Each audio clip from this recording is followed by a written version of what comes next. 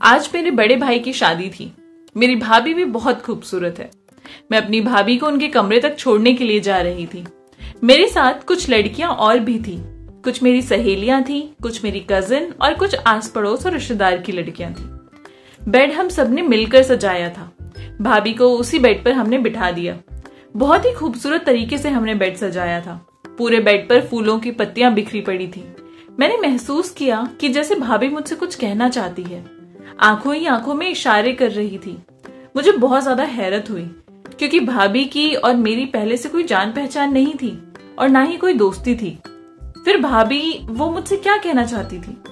मैंने तो यही सुना था कि भाभी तो अपनी नंद से बात करना तक पसंद नहीं करती और भाभी थी कि अपनी शादी की पहली रात में ही मुझे अपना कुछ राज बताना चाहती थी। मुझे बहुत ज्यादा खुशी मिली।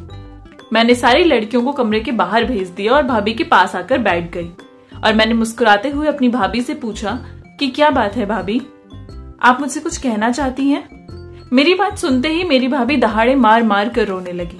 उनकी आंखों से आंसुओं की धारा बह निकली। अब उनको ऐसे रोता हुआ देखकर मैं तो घबरा गई। मैंने कहा, भाभी आप रो क्यों रही हैं? आखिर बात क्या है?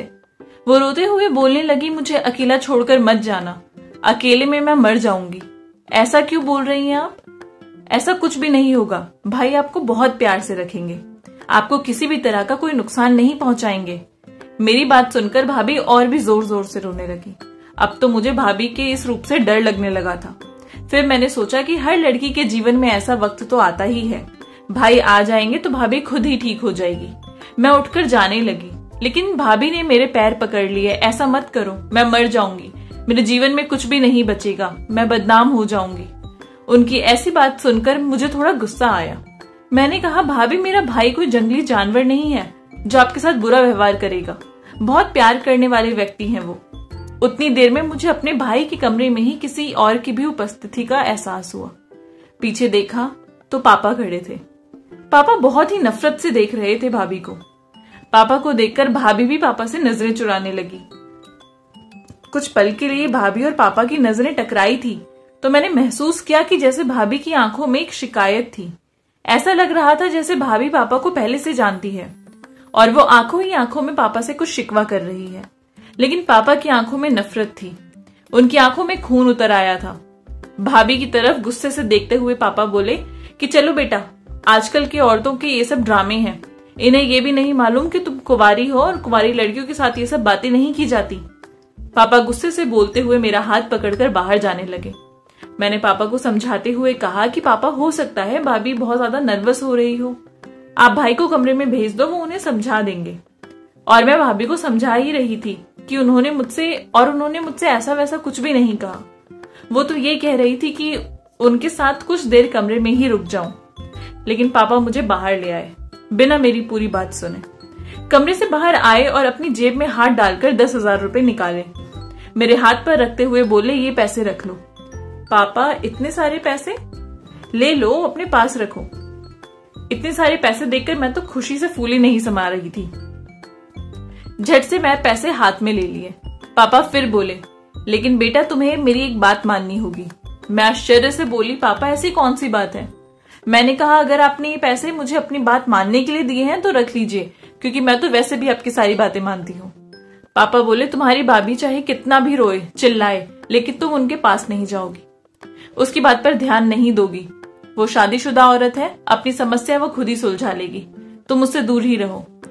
अच्छा ऐसा करो, अब तुम जाओ, पूरी रात से शादी की थकान भी हो गई होगी तुम्हें, आराम कर लो थोड़ा जाके। यहां से पापा की बातें सुनकर मैंने हाँ में सर हिला दिया और वहां से जाने लगी। मैंने सोचा था कि पापा मेरे साथ ही आएंगे, लेकिन ये देखकर मुझे बहुत हैरत हुई कि पापा तो वहीं खड़े थे।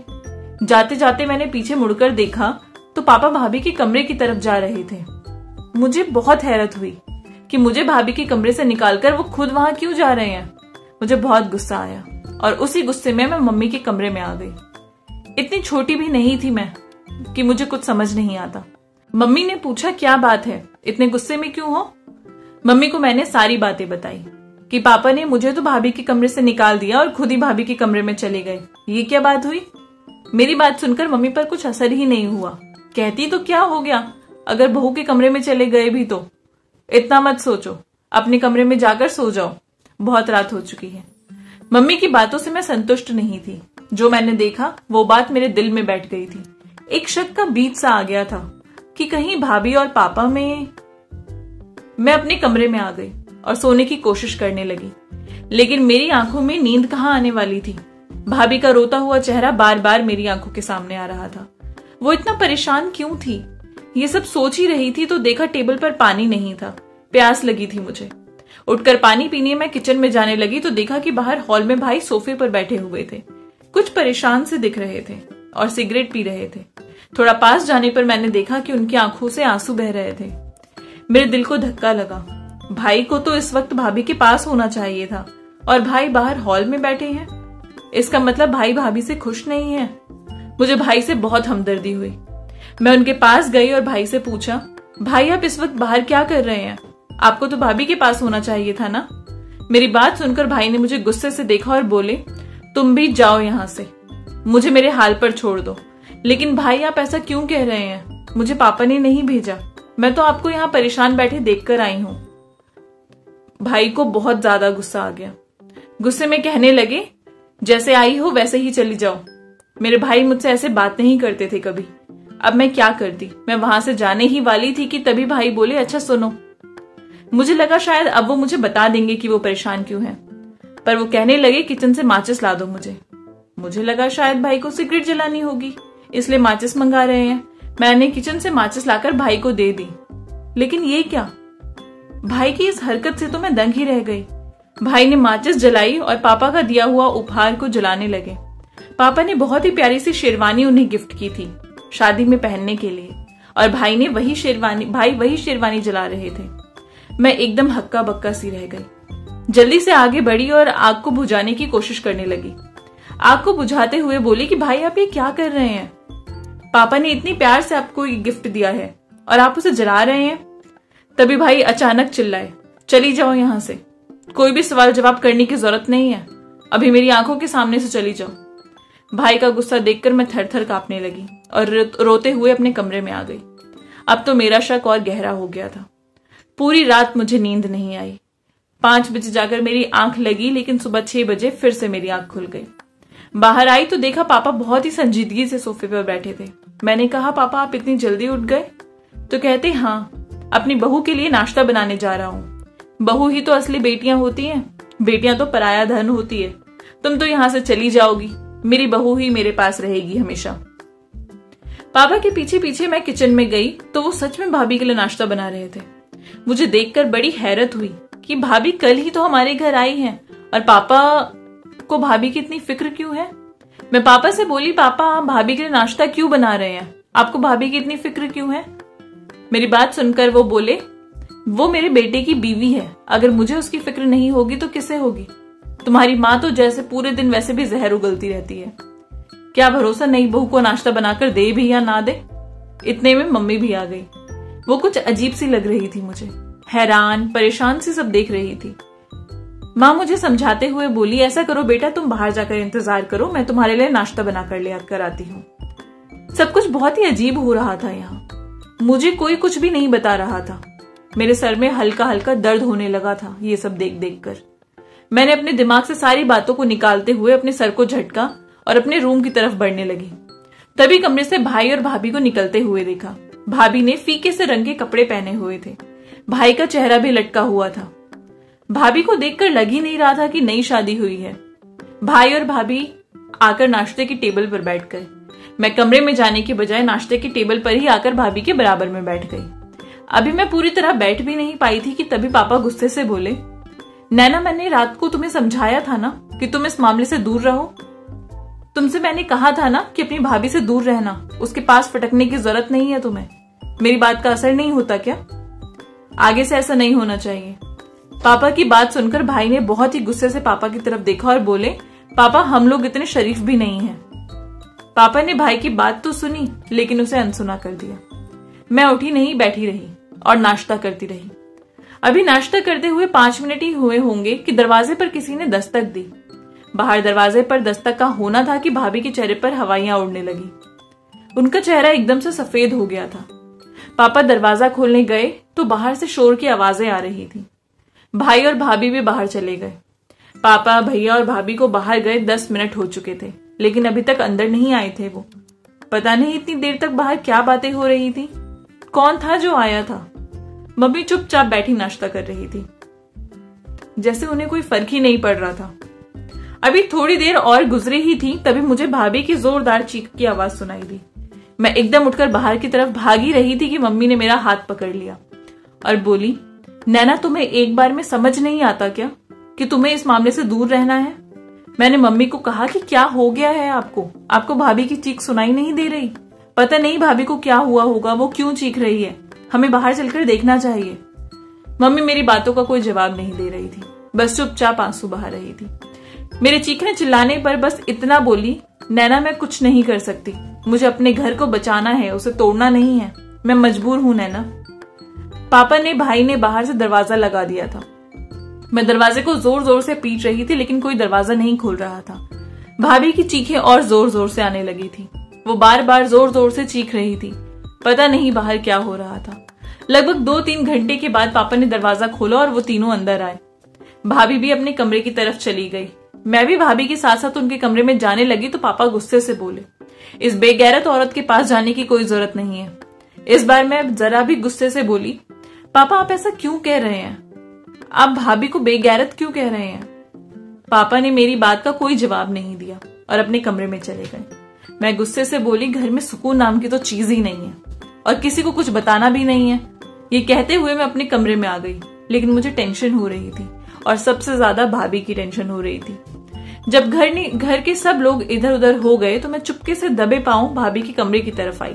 मैं भाभी से मिलकर पूछना चाहती थी कि आखिर भाभी इतना क्यों चीख रही थी। सुबह हमारे घर पर कौन आया था, लेकिन जब मैंने भाभी के दरवाजे को धक्का दिया तो वो अंदर से बंद था।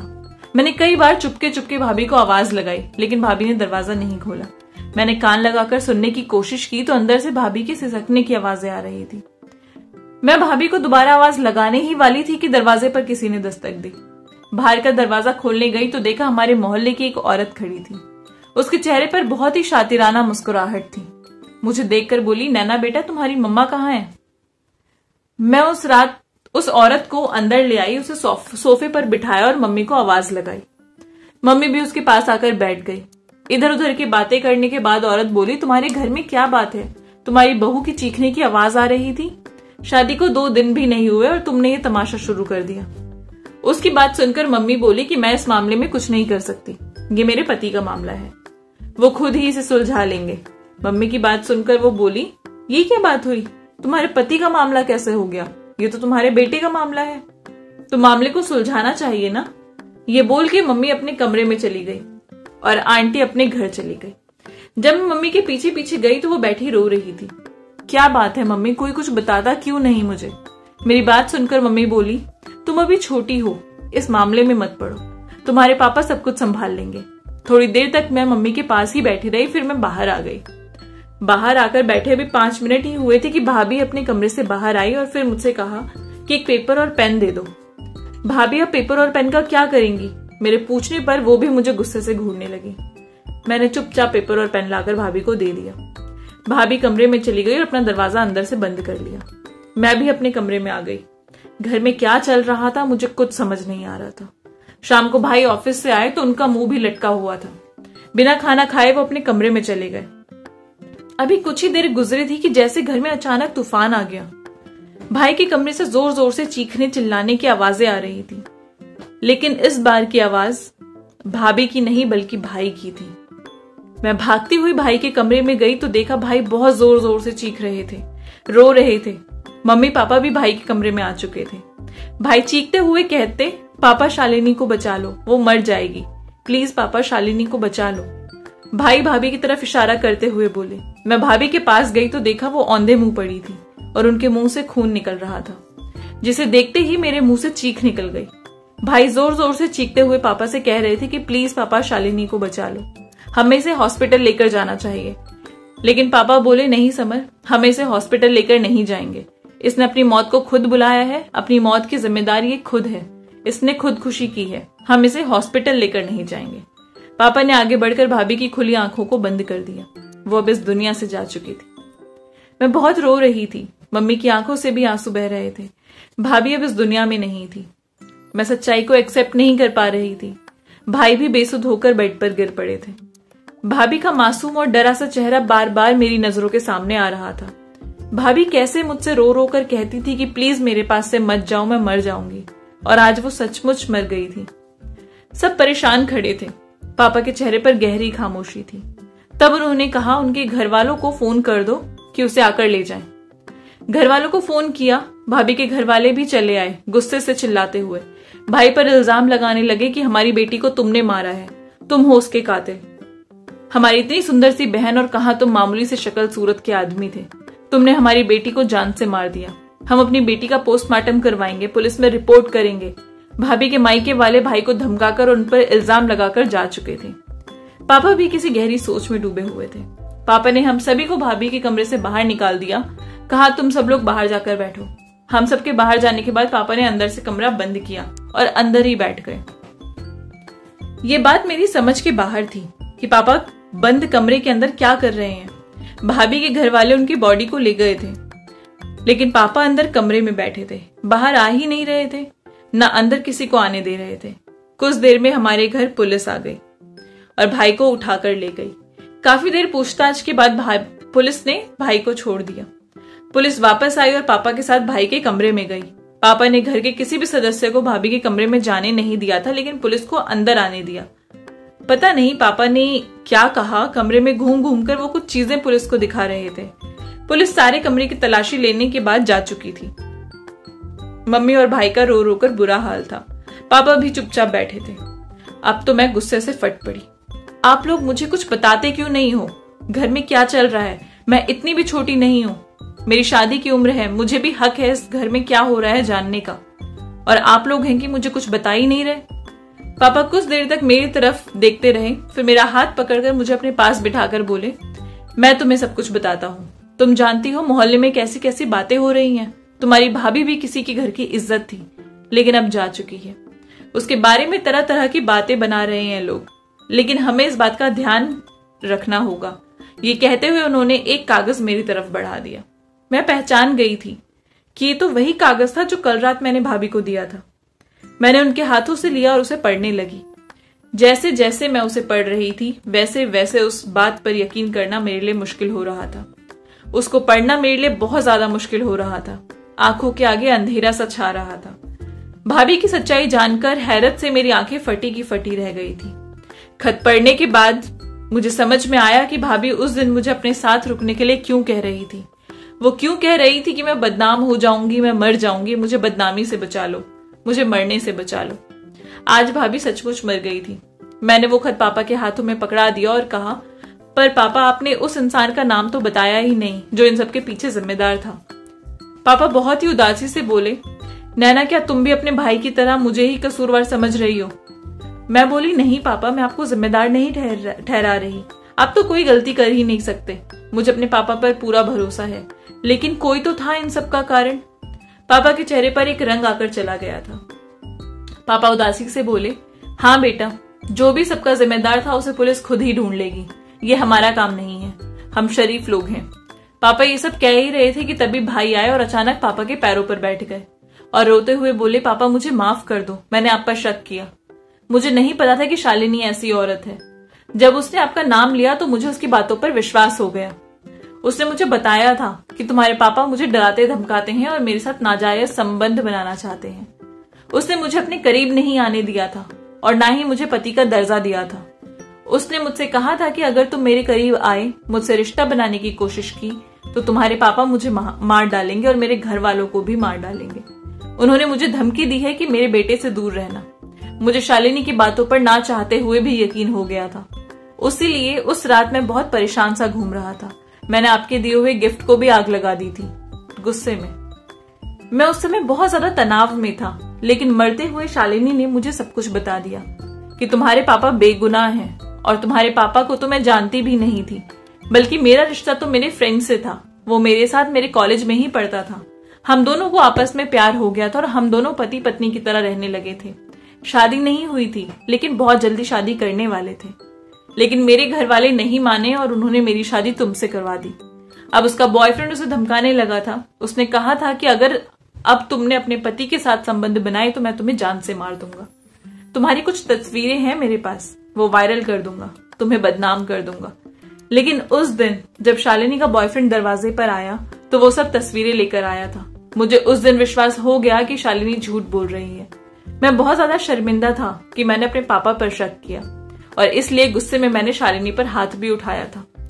पापा, आपने बहुत अच्छा किया जो पुलिस को सब कुछ सच सच बता दिया और शालिनी का लिखा हुआ वो खत भी पुलिस को दिखा दिया। अब शक की तो कोई गुंजाइश ही नहीं है कि उसकी सुसाइड की वजह उसका बॉयफ्रेंड है, नहीं तो वो औरत जाते जाते भी हमें बदनामी दे जाती। मैंने अपने भाई की तरफ देखा, तभी अचानक मैंने पापा से पूछा, लेकिन पापा, आप उस दिन मुझे भाभी के कमरे से निकालकर खुद भाभी के कमरे में क्यों चले गए थे? पापा बोले कि मैंने उसे फोन पर बातें करते सुन लिया था कि उसकी तस्वीरें उसे वापस कर दो, वो अपनी जिंदगी की नई शुरुआत करना चाहती है, वो किसी से बातें कर रही थी। मैंने तुम्हें निकाला था क्योंकि मैं चाहता था कि तुम इस मामले से दूर ही रहो। मैं खुद ही उससे बात कर इस मामले की तह तक पहुंचने की कोशिश कर रहा था, लेकिन वो मुझे उल्टा सुनाने लगी कि आपको शर्म नहीं आती आप नई बहू के कमरे में आते हुए। उसे बहुत समझाने की कोशिश की, तुम मुझे अपने पापा की तरह ही समझ सकती हो और मुझसे अपने दिल की बातें शेयर कर सकती हो, लेकिन उसने मुझे कुछ नहीं बताया। मैं शालिनी को भरोसे में लेना चाहता था, इसलिए मैं शालिनी को खुश करने की कोशिश करने लगा था। मैंने उसके लिए नाश्ता भी बनाया ताकि उसको मुझ पर भरोसा हो जाए कि मैं उसे अपनी बेटी से भी ज्यादा प्यार करता हूँ। भाई ने हाथ जोड़कर पापा से माफी मांगी और कहा, पापा मुझे माफ कर दो। अच्छा ही है वो हमारे जीवन में आई थी और जल्दी ही हमें सारी परेशानियों से मुक्ति दिलाकर चली गई। भाई को ना कोई दुख था और ना ही पछतावा। सच कहते हैं, जो औरत अपने पति से वफा ना करे उस औरत की मर्द कभी इज्जत नहीं करता, फिर चाहे वो कितना भी खूबसूरत क्यों ना हो और फिर चाहे वो कितनी ही बड़े बाप की बेटी क्यों ना हो। आई होप आपको ये कहानी पसंद आई होगी। अगर अच्छी लगी है तो चैनल को प्लीज सब्सक्राइब कर दीजिए, लाइक कर दीजिए, अपने प्यारे से कमेंट नीचे ड्रॉप कर दीजिए। मिलूंगी आपसे नई कहानी के साथ, तब तक के लिए बाय बाय।